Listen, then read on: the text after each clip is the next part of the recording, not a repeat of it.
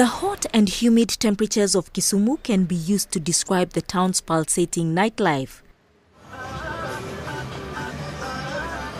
Most of the entertainment spots, from bars to clubs, teem with revelers as sex workers come out to trade in the night.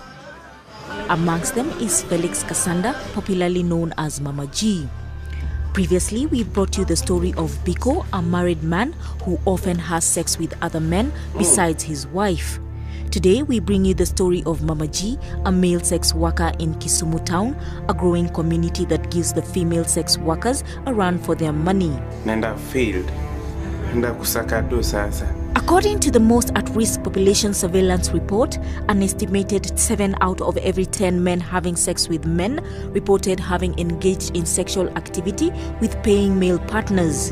While in the past 12 months, 6 out of 10 of those acts were unprotected.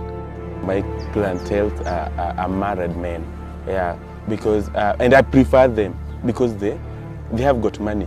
They have the experience on how to treat a woman. So same to me, I want them to treat me well. So if I go for this matine mavijana, hawatanichochea hapo by the way.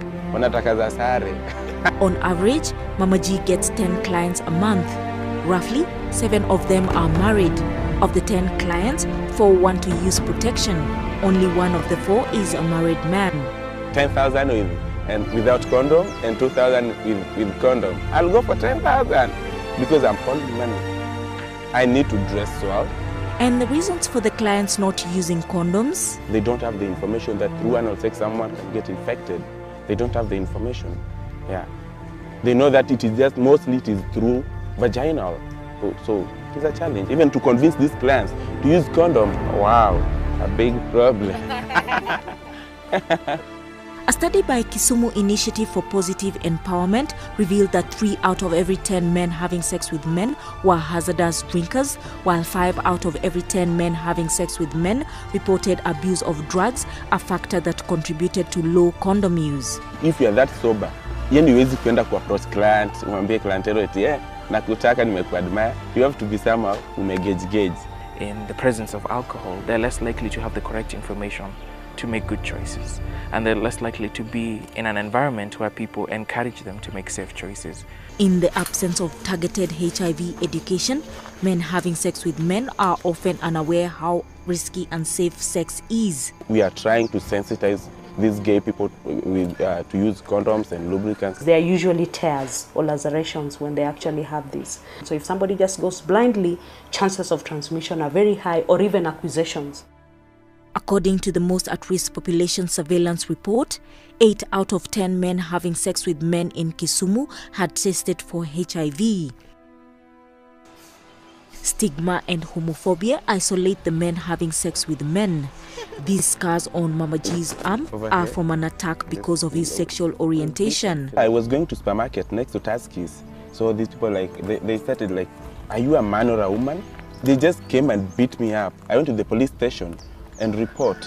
So after which, when I went there, this policeman was now asking me again, kwani wamekupiga kwa makosa? Are you not gay? Can you see the way you've dressed? His experience with healthcare facilities wasn't very different. I was suffering from anal prolapse, so I went to the district hospital. So after seeing what I was undergoing through, instead of helping me, this nurse called other nurses and doctors in the facility to come and witness what was going on. So they were like asking me, where did you get this from? Are you gay? Are you shocked? And who told you that we are dealing with gay men in this facility? The Kisumu District AIDS Control Officer defends against accusations of inflexibility in the hospital is... Government facilities, people say the staffs there would be strict. But at the end of the day, that strict nature would actually be able to help you comply and be able to even recover to the type of treatment. But if you go to a place where somebody doesn't show that strictness in terms of the management that is done, then you never take these things seriously. Humiliations and incidences like these lead to this community's reluctance in seeking healthcare services. This is not only risky to them, but to the wider population. If we continue stigmatizing these people, they will hide. And what are they doing? They are going with our sons, they are going with our husbands, they are going with our uncles, they are going with our fathers. And at the end of the day, these fathers' sons will come to their wives. And again, we will be diluting all the efforts we've ever made in the HIV world. But should men who have sex with men be treated as special? They don't want just a clinic to be labeled, this is a clinic for the MSM. No, that will add a lot of stigma. What you're trying to do is integrate some of these services. Mama G's sex trade currency is money.